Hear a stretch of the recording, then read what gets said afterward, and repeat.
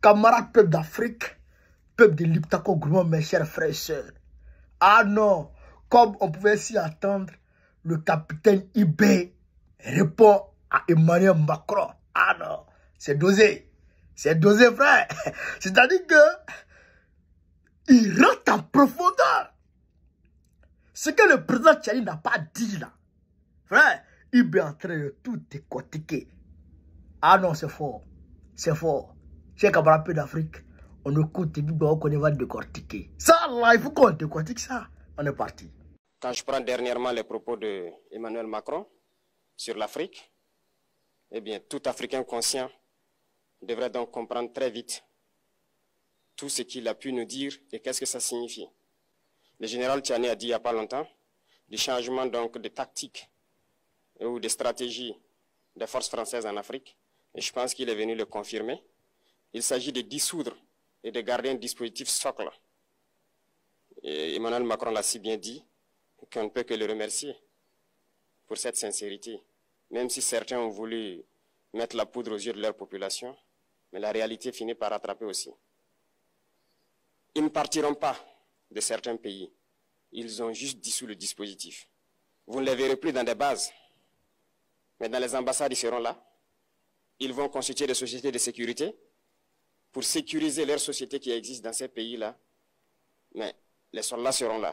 Mais vous ne les verrez plus en tenue ou rassemblés dans des bases. C'est tout ce que ça veut dire. Ils vont se réorganiser, mais seront là. Il a parlé de politesse vis-à-vis de certains chefs d'État en leur donnant la primauté d'annoncer donc la rupture ou le départ des forces françaises. Ça nous importe peu, on peut dire. Mais tout ce que nous savons, c'est que si vous voulez une rupture avec ces forces impérialistes, c'est simple, on dénonce les accords. Tout commence par là-bas. Et je pense que l'exemple du Tchad, en tout cas, est palpable. Ils ont commencé par dénoncer les accords. Sinon, si on ne dénonce pas les accords, juste dire que les bases quittent, on n'a rien fait. Parce que le problème se trouve dans les accords coloniaux de défense qui ont été signés depuis l'indépendance. Le plus dangereux n'est pas ceux-là que vous voyez dans les bases. Le plus dangereux, ce sont les conseillers militaires. Les conseillers existent dans tous ces pays. Ils ont existé au Burkina aussi jusqu'en fin 2022, jusqu'à ce que nous prenions nos responsabilités. Et qui sont ces conseillers militaires? C'est ceux-là qui sont censés mettre en pratique la politique de la France ici. Ils doivent travailler à rendre nos armées très faibles pour que la France puisse toujours avoir l'argument d'exister ici. Sous Blaise Compaoré, ils avaient réussi. Nos sentinelles prenaient donc la garde avec des bâtons. C'est ça que la France veut de nos armées. Lorsque nous arrivons à cette étape, nous n'avons pas le choix que de vouloir qu'ils viennent s'installer. Mais l'armée burkinabé a réussi à un moment donné à se débarrasser des conseillers militaires. Malheureusement, je pense qu'en 2019, après l'opération Otapuano, où ces Français ont vu que l'armée burkinabé a encore une capacité de réagir au terrorisme, ils ont appelé les chefs d'état-major en France, ils l'ont instruit de reprendre les conseillers militaires dans toute la structure. Eh bien, il n'a pas accepté, mais au retour au pays, les politiques l'ont instruit d'accepter les conseillers militaires. Et c'est là que les conseillers militaires sont revenus dans l'armée burkinabé en 2019. Avec toutes les conséquences qu'on connaît, l'armée était en train de disparaître dans les années 2020-2021. Et d'ailleurs, c'est le moment où beaucoup de militaires ont dû déserter parce qu'il n'y avait plus d'espoir. On était en train de s'effondrer. Voilà un peu comment ils travaillent. À l'état-major général des armées, dans tous les états-majors d'armée, dans les écoles, c'est eux qui sont censés dicter la politique de notre armée. C'est eux qui nous disent combien recruter, quand recruter et qu'est-ce qu'il faut en faire. Ils sont dans les écoles pour nous dire comment il faut les former et ainsi de suite. Tant que ces conseillers militaires sont là, vous n'êtes pas indépendant. Votre armée aura juste l'apparence d'une armée qui sera là en train de faire des parades, du cirque. Mais lorsque viendra la guerre, vous vous rendrez compte que la parade, c'est une chose, mais la guerre, c'est une autre chose.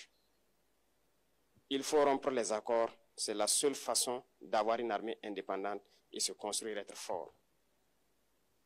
Mais beaucoup de gens ne le comprennent pas peut-être. Et même avec ces accords, la France choisit dans nos États des élèves officiers pour aller les former. C'est à travers ces mêmes accords. Mais en réalité, ces officiers qui partent se former pour la plupart, pour la France, ils viennent pour servir l'État français dans leur pays. Ils ne viennent pas pour servir nos pays.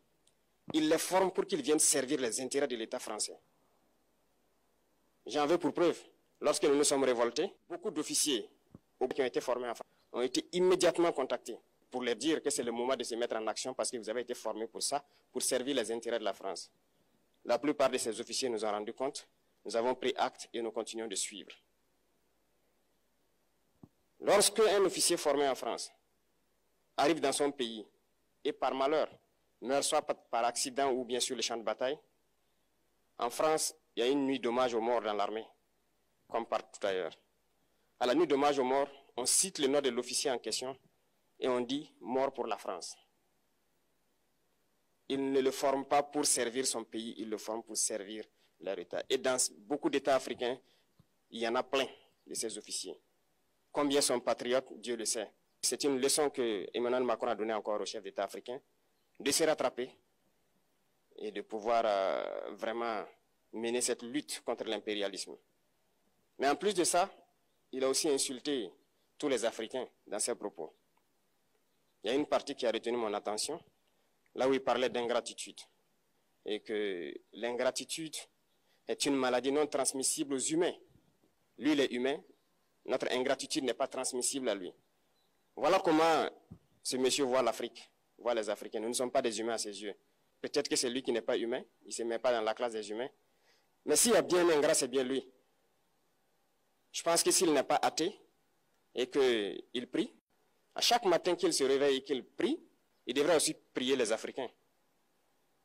Parce que c'est grâce à nos ancêtres qu'il existe aujourd'hui une France. Il devrait nous prier. À ses yeux, nous ne devons pas être des humains, nous sommes plus que des humains. Ce sont des messages très forts qu'il passe. Moi, je pleure le peuple français. Mais quand même, il est bien pour l'Afrique. Il est un mal nécessaire pour nous. Ceux qui veulent se réveiller, se réveillent. Ceux qui ne veulent pas se réveiller, comme on le dit, on ne peut pas réveiller quelqu'un qui ne dort pas. Les Africains doivent se réveiller. Nous devons travailler à être indépendants, à faire au moins ce que nos peuples connaissent le bonheur. Et la lutte contre l'impérialisme, c'est ça. Il faut décoloniser les mentalités, prendre en compte toutes ces données-là, parce que le monde nous donne tellement d'exemples à voir. Pour eux, il n'y a pas de morale. Ils peuvent vous désigner aujourd'hui terroriste, mais demain, vous êtes un héros, par leur simple bouche. Ils décident de ce qu'ils font. Ils parlent de démocratie, mais ils se font eux-mêmes des coups d'État constitutionnels entre eux. Ils parlent des droits de l'homme, mais ils déciment des populations ailleurs. L'Africain doit se réveiller, l'Afrique doit se réveiller. Et le combat contre l'impérialisme est permanent. Et je vous invite à incorporer ce combat, à travailler en sorte que nous soyons réellement indépendants, que nous soyons autosuffisants et que nous puissions nous développer, connaître le bonheur, ce à quoi notre peuple aspire. Merci, je vous souhaite une... Ouais. Hey! Macron a croisé garçon. Il a croisé garçon. Frère, vous venez d'écouter le capitaine Ibrahim Traoré. Je savais que le gars n'allait pas laisser ça là. Non, je savais. Je connais ce monsieur. Je connais son tempérament. Il sait que lui là, ça là, ouara de Macron là, mana de Macron là, il ne va pas laisser ça passer. Attends-toi, fais. Attends-toi. J'attendais cette réponse. Et comme hier était lundi, et comme il y a les montées de couleur, et donc je sais que lui, il va en profiter pour frapper. Donc, il a profité de la frappe. J'ai vu la vidéo hier. On m'a envoyé la vidéo depuis hier. Il y a une aussi, il répond maintenant, il était fatigué, il venait de Marseille. On allait installer une section du PPA, c'est là-bas, tout ça, il était bras. Donc, il rentre, j'écoute. André, musique dans mon oreille. André, musique dans mon oreille, frère. J'écoute, j'écoute. C'est-à-dire que, non, franchement, ouais, l'Afrique a gagné Carson. On est fiers du Capi. On est fiers du président Tchani. On est fiers du président Assimi Goïta, général les 5 étoiles. On est fiers, chers camarades d'Afrique. Les sentinelles du Burkina Faso prenaient la garde avec les bâtons à cause des conseillers militaires français au sein du dispositif militaire du Burkina Faso. Et ils sont beaucoup en Afrique. C'est la gangrène du dispositif militaire. C'est pourquoi vous avez entendu que la Côte d'Ivoire s'apprête à rendre les hélicos qu'elle empruntait à la France. Qu'elle louait à la France. Vous avez entendu ça, non? D'accord. Je vous ai dit qu'il y a quelques mois de cela que la Côte d'Ivoire a commandé des hélicos avec Israël. Israël a pris l'argent là. Hélicoptère là, ils n'ont pas encore livré à Libye. Des milliards à Libye. Ils n'ont pas encore livré les hélicoptères que la Côte d'Ivoire a commandé avec Israël. Tout le jeton a été payé, ils n'ont pas livré. Qui est derrière? C'est la France. C'est ce que le capitaine a dit. Il travaille à ce que vous là, vous ne soyez pas une armée.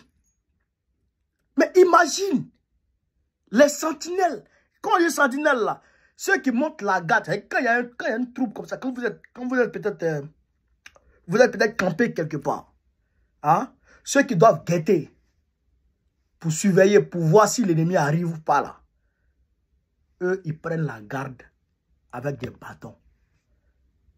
C'est-à-dire, depuis sa position de guetteur, si l'ennemi le repère, que l'ennemi lui tire dessus, il ne peut pas riposter. Il est obligé de descendre pour aller dire, ah, ils sont là. Vous comprenez ça? C'est à ce niveau-là, ils avaient réduit l'armée burkinabé. Vous comprenez? Et j'ai aimé sa réponse à Macron, quand Macron a dit que nous sommes ingrats et que les gratitudes ne se transmettent pas aux humains. Non. Macron, il va se laver 1000 fois. Il ne sera pas propre. C'est-à-dire, il va se laver 100 000 fois, il ne sera pas propre. Ça là, Macron, tâche ça là. Ça reste toi. Ça reste toi. Et c'est ce qu'il a dit dans une de mes vidéos. Il y a une maman qui m'a rappelé ça quand je suis parti soutenir les soroïstes là. Elle dit, tu as dit que Macron est bien pour nous. Que Dieu a bien fait pour nous donner Macron. Et que Macron aide les Africains à se décoloniser. C'est ce que le capitaine a dit là. Mais le gars, il parle. C'est que les gens disent tout bas là. Lui, il vient dire tout haut. Il n'est pas intelligent. C'est un président à manquer quoi. Sa tête là, ça fait masse. Un enfant déséquilibré comme ça, déréglé. Macron, c'est déréglé. Si tu n'es pas déréglé, ce qu'il fait là, quelqu'un peut faire ça, quelqu'un qui est normal. Et c'est ce que Macron fait là. Sa vie. Regardez son entourage. Regardez son entourage. Les personnes avec qui il vit. Un homme qui n'est pas déséquilibré, à Diaramante, et c'est pas vivre avec ça. Hein? C'est un gars qui fait l'Afrique. Quand tu regardes dehors en France ici là, c'est-à-dire que les mouvements, les petits gars là, c'est un prix comme ça. Ou bien mener quoi. Ou bien mener un sozo. Il a laissé tout ça là. Il est pas dit prendre quelque chose avant pour dire quelqu'un qui n'est pas déséquilibré, c'est plus fait ça. Quelqu'un qui n'est pas déséquilibré, les gars. Macron, c'est ça le problème. Est-ce que vous comprenez ça? C'est ça le problème. Donc, il n'est pas... Et puis les Français ont pris leur pays pour donner un nom comme ça. 2 fois.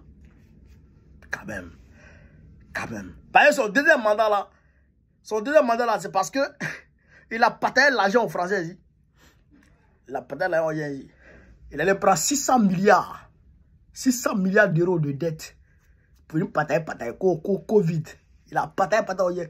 Moi, on dit, bon, il faut faire des demandes. Il dit, je ne veux pas l'aller, le gars là. Il y a des amis qui ont pris l'argent.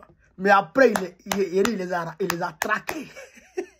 Il les a traqués pour prendre son jeton avec eux. Donc, capitaine, vraiment bravo. Merci à toi. Bravo, tu es un 10. On s'attendait à cette réponse. Et la réponse a été calibrée. Chirurgicale. C'est de ça qu'il s'agit. Vive l'Afrique libre. Vive tous les présidents panafricanistes. Vive le panafricanisme.